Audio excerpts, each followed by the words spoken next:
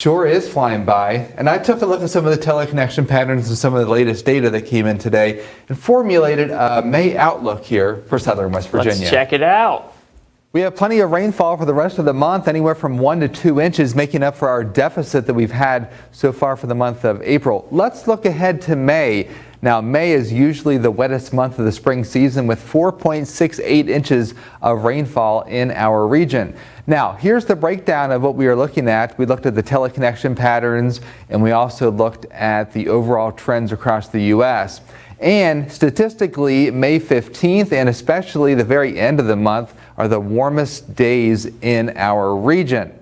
What are we expecting as we go forward? First of all, we have a lot of high latitude blocking, and this is a result of the breakdown of the polar vortex back in February.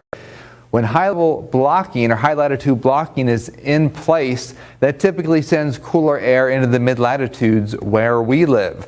We are also looking at the teleconnection patterns, a negative AO, Arctic oscillation, North Atlantic oscillation, and East Pacific oscillation, as well as a western heat ridge, all favor a chilly month of May locally.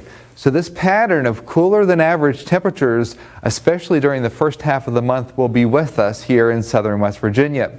Now, typically a positive PNA or a western ridge yields more rainfall than average. This box plot shows what a positive PNA does in our region with rainfall compared to a negative PNA pattern. And you can see there's a tendency for more rain than average, which is good news for us because we had a dry March. So here's the breakdown of what I expect in the month of May.